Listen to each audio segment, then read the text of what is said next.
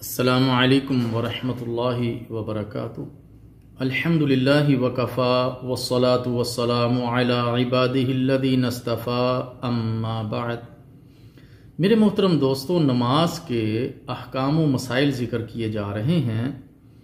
رکوع کے مسائل ہم پچھلے چند درسوں میں آپ احباب کے سامنے ذکر کر رہے ہیں۔ آج کی اس گفتگو میں تارکین رفع الیدین کے دلائل کا تجزیہ کیا جائے گا۔ میرے محترم دوستو، رفع الیدین نہ کرنے کے جو دلائل پیش کیے جاتے ہیں وہ یا تو ایسے ہیں جن کا سرے سے رفع الیدین کے ساتھ کوئی تعلق ہی نہیں ہے، یا وہ ضعیف اور سرے سے من گھڑت ہیں، جن میں سے چند ایک کو ہم اپنی اس مختصر سی گفتگو میں ذکر کریں گے۔ نمبر 1، سیدنا جابر بن سمرہ رضی اللہ تعالی عنہ بیان کرتے ہیں کہ رسول اللہ صلی اللہ علیہ وسلم ہمارے ہاں تشریف لائے اور فرمایا، کیا بات ہے کہ میں تمہیں دیکھتا ہوں کہ تم نماز میں ایسے ہاتھ اٹھاتے ہو جیسے سرکش گھوڑوں کی دمیں ہیں، تم نماز میں سکون اختیار کرو۔ صحیح مسلم۔ میرے محترم دوستو، یہ حدیث مختصر ہے۔ نمبر 1، یہ حدیث مختصر ہے اور اس کا رفع الیدین سے کوئی تعلق نہیں ہے۔ صحیح مسلم ہی میں اس کے بعد والی حدیث میں یہ وضاحت موجود ہے کہ اس کا تعلق سلام سے ہے، نہ کہ رفع الیدین سے۔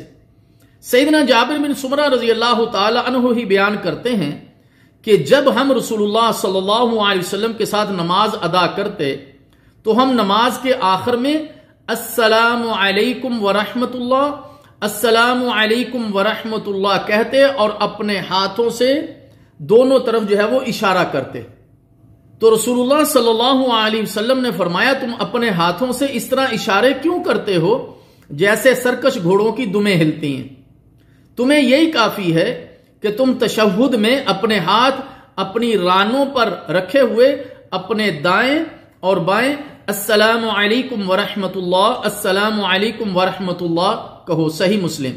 بعض لوگ ان دو حدیثوں کو دو مختلف واقعات ثابت کرنے کی کوشش کرتے ہیں، حالانکہ یہ ایک ہی واقعہ ہے، کیونکہ مسند احمد میں تمیم بن طرفہ ہی کے واسطہ سے یہ حدیث اختصار کے ساتھ موجود ہے اور اس میں یہ الفاظ موجود ہیں، وَهُمْ قُعُودٌ، اور وہ بیٹھے ہوئے تھے، یعنی حالت تشہد میں تھے۔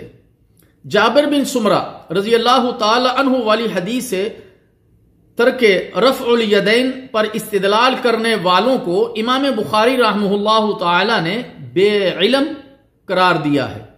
امام نووی رحمہ اللہ تعالی نے اس حدیث سے استدلال کو بدترین جہالت قرار دیا ہے۔ اسی طرح مولانا محمود الحسن حنفی رحمہ اللہ تعالی لکھتے ہیں، باقی اذناب الخیل کی روایت سے جواب دینا بروئے انصاف درست نہیں ہے، کیونکہ وہ سلام کے بارے میں ہے۔ صحابہ رضی اللہ تعالی عنہ فرماتے ہیں کہ ہم بوقت سلام نماز میں اشارہ بالید بھی کرتے تھے، آپ صلی اللہ علیہ وسلم نے اس کو منع فرما دیا۔ الورد الشذوی علی جامع ترمذی صفحہ 63، تقاریر شیخ الہند صفحہ 65۔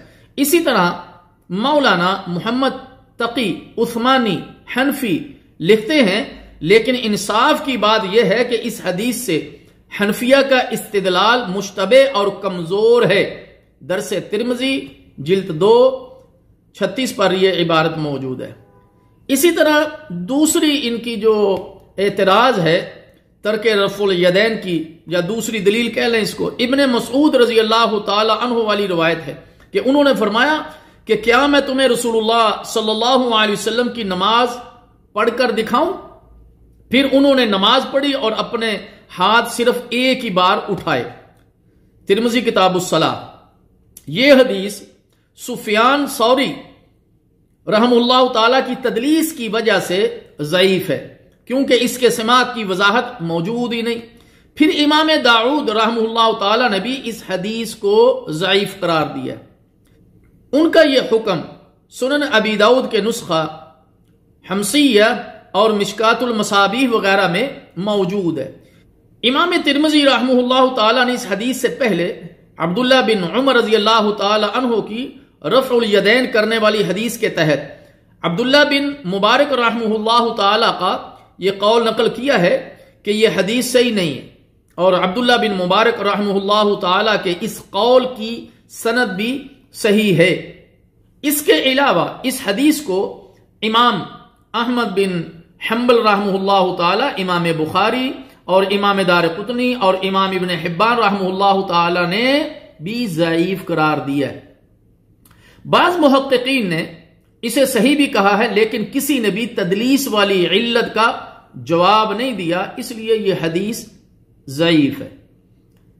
تیسرا اعتراض یا ایک اور روایت جو پیش کی جاتی ہے عدم رفع الیدین کی، سیدنا براء بن عازب رضی اللہ تعالیٰ عنہ سے بھی بیان کی جاتی ہے۔ وہ کہتے ہیں کہ رسول اللہ صلی اللہ علیہ وسلم جب نماز شروع کرتے تو اپنے دونوں ہاتھ اپنے کانوں تک اٹھاتے، پھر دوبارہ نہیں اٹھاتے۔ سنن نبی داؤد میں یہ موجود ہے۔